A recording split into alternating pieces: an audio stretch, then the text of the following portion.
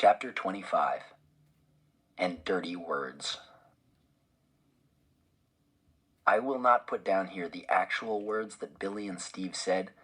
I know I set out to tell this story like it happened, but I don't want to put those words down on paper, especially in a story for my teacher to read.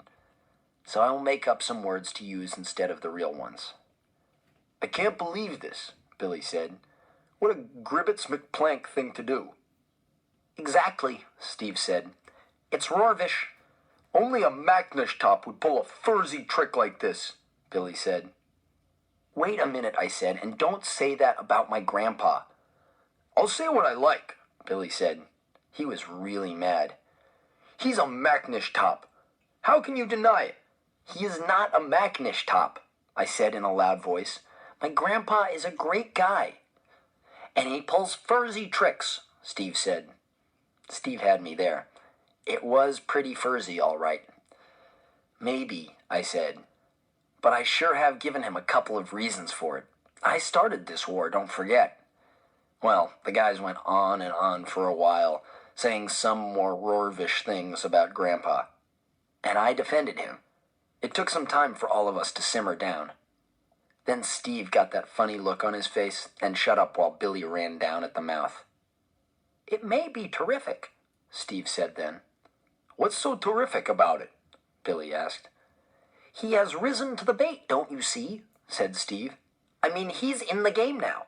He wants to play, and that's good." "We can't play Monopoly now, and you say it's good?" said Billy. "You've got your grandpa involved now," Steve said, ignoring Billy. "He's feeling the pressure. Now you've got to keep it up." "How?" I said. "Attack, attack, attack," Steve said. "Yeah," Billy said. "Hit him again." "I'm not so sure," I said. I really wasn't sure either. "Burn his underwear," Billy said. "What?" I didn't think I heard Billy right. "Sneak in, grab all his underwear, and burn it. A man can't go anywhere without his underwear." "And how do you burn underwear?" I asked sarcastically. "Throw it in the furnace," Billy said. "Don't be stupid," I said. "I wouldn't go anywhere near our furnace for anything, much less throw underwear into it." "Well, rip it up then," Billy said. "Just throw it in the trash, but do it." "Not on your life," I said. "You're not a secret warrior," Billy said. "You're a chicken." "I'm a grandson," I said. "There are some things I'm not going to do, no matter how much my friends egg me on." "Chicken," Billy said. "It's not your war," I said. "Gribbets McPlank," Billy called me, which he knows I don't like. I didn't say anything back. "You've got to do something," Steve said. "I will," I said. "What?" Steve asked. "I don't know." "When?" "Sometime, someplace," I said. Steve and Billy both laughed at me then, and in a little bit they left, both of them mad at me and me annoyed with them. So Grandpa's first attack really worked after all. It took 3 good friends and made them Rorvish with each other. Chapter 26. Rocker and Roll.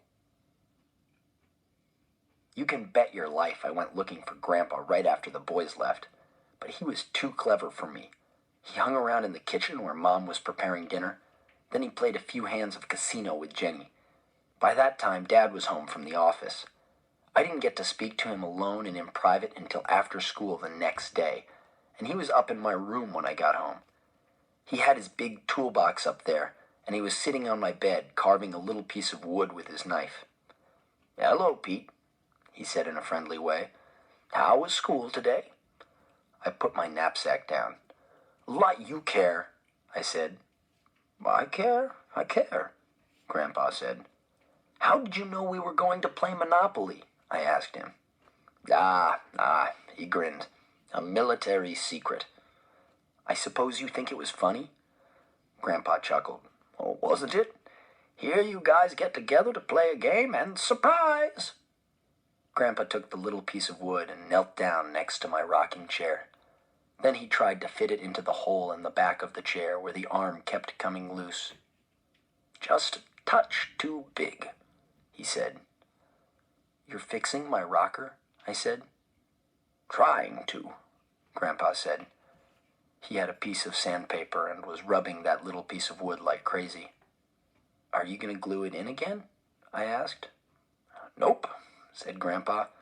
Glue won't do it. I'm re-pegging it, Pete. You see this hole in the back of the arm? I took the old peg out. It used to fit in this other hole here in the back of the rocker. Grandpa tried to put the little piece of wood into place, but it wouldn't fit. Just a little more sanding now, he said. What about all the stuff from my Monopoly game? Can I have it back now? Not until, he said. Until what? Or until our little disagreement, or whatever you want to call it, is over. I looked at Grandpa, but he was busy sanding. I don't think that's fair, I said. It's not, he said. Let's just say your Monopoly pieces are prisoners of war. As soon as we make peace, back they come. I'll never do that, not until you give up my room. Then they'll stay prisoners a long time, Grandpa said. He took a pair of pliers and gripped them around the middle of the wooden peg. Then he stuck it into the armhole and kind of twisted it while pushing all the time. It took a lot of effort, but Grandpa had big hands and big muscles, and it finally went into the hole about halfway. Got it, Grandpa said. Solid as the Rock of Gibraltar. I gave you back your slippers, I said. It seems to me that I had to come up here and find those slippers myself, he said. I didn't see you hand them over, Pete. I thought about that while Grandpa put the pliers away and got out a hammer from the toolbox. The hammer had a rubber tip on the hitting part. I'm going to have to get you back for this, I said. The secret warrior will strike again. Well, I know that, Grandpa said, grinning. Well, that's the fun of it. I couldn't believe he'd said that. You think it's fun? Sure is, he answered. Oh, it took me a while to see it. And then I realized something. I had darn near lost my whole sense of humor. Hadn't had a good time for ages and ages. Not the last year, anyway. Imagine me slapping you like that. What a fool thing to do. He lined up the hole in the back of the rocker with the peg that was stuck in the arm. Now, watch this, Pete, old boy. Tap, tap, tap. That's all it took. 3 good taps with Grandpa's hammer, and the arm of the rocker was attached to the back. I sat right down in the rocker and tried it out. It was solid, just like Grandpa said. You're a good fixer, I said. Thanks.